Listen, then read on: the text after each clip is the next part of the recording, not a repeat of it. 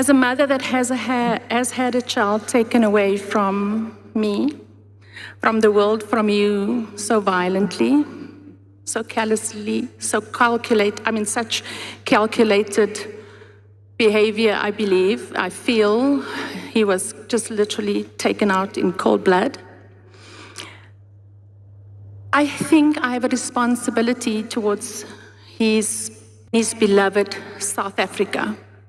We know that he took the flag onto the stage with him everywhere he went.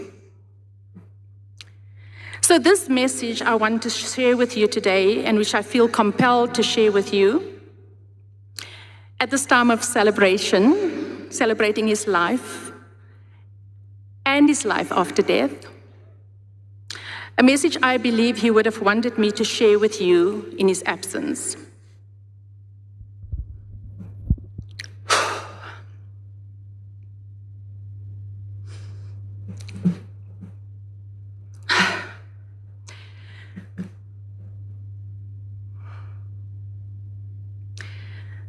My beloved children of the Megacy, Kenan's body has been taken from us, just his body. It has been taken from this world in the most brutal way. And I do understand.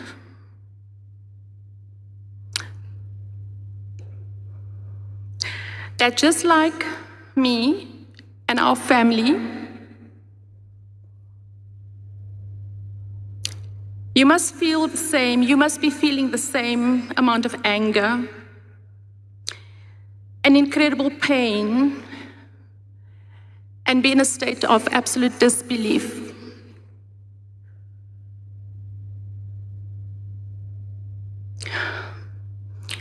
All these emotions are normal human emotions, and I want you to feel them. But I want you to be in control of how you manage them. My dear friend Khadija, my business partner is in this room today with us, and she will always say to me, "How are you feeling, my friend?" And I'll say, "Fine." And she'll say, "But how are you really feeling?" You know? And she will teach me, and I've used this a lot this week. She's taught me how to breathe and self-regulate. Not be strong, because I think strong is a bit overrated. I think we need to learn how to regulate our emotions, because that's a good way of preserving ourselves. So to the Megacy, I don't know where they're sitting out there, the ones that have never met me in person.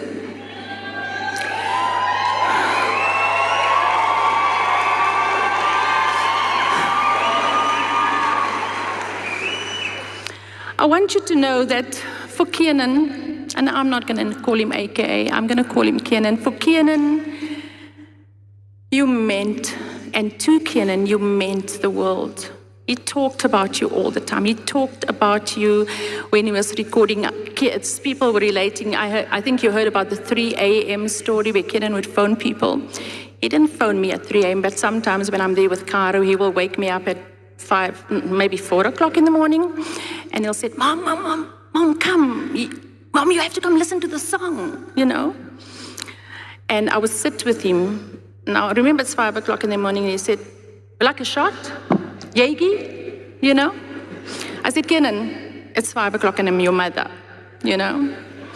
And he would tell me, he would talk about his dad and the influence his dad's had on his music, and we would sing all the songs we sang in the car. He would talk about Steph and Britney and, you know, but he would talk about the Megacy, about the people who have inspired him to be better. Now, Kenan didn't need any kind of person to, you know, to actually drive him too much. I think he was self-driven. He inspired himself. But knowing that he was going to, I've kind of gone off here, I'm just now talking. You can take the phone, it's fine. So I can't do this, you know, it comes from here. So Kiernan, so that was Kiernan. Kiernan was, it was about delivering excellence in music to his fans. He was not going to be mediocre and try and push out an album because the guys gave him a deadline, or he was going to do it when he was ready and happy that his fans and his people out there are going to be blown away. So there was no space in his life for being mediocre, and we've heard that as well. He delivered and he believed in excellence, and he inspired everybody around him to be excellent in every way in their life. So sometimes we ask in the home, when the kids are here, Nivo, all of them are around, they're in and out the house, and we always, when we face a problem, we would say, so what would Kiernan do? And in this instance, I feel like if he had insight into where we are today, and we would ask him what should be done, I think he would have wanted us to continue his work.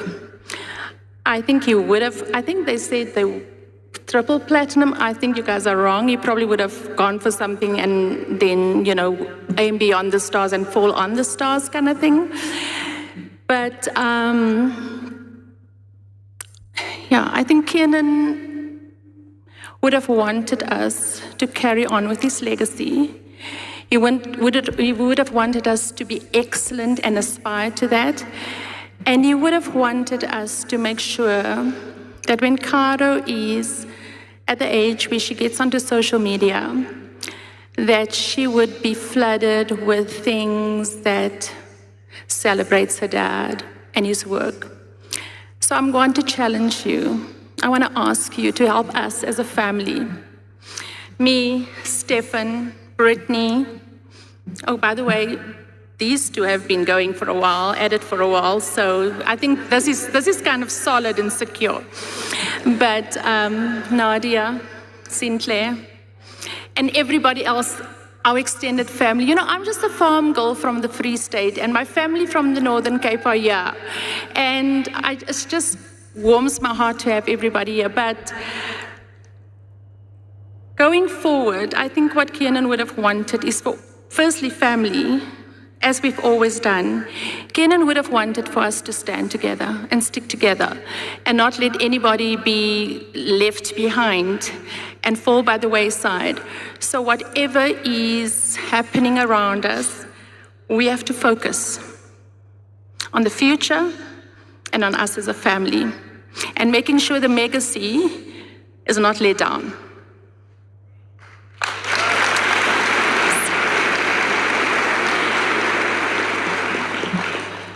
And I can go on and on forever, but I think I just want to celebrate at this time Zintle and Nadia. This is not a normal situation for most people. This is not a normal situation, and sometimes when I don't do Twitter, but when I go there sometimes and I find all these things, I think, come on, people, it's all love over here, So I've gained, I aimed to have 2 sons, but what I've gained are 3 daughters, Brittany, Nadia, and Zintle.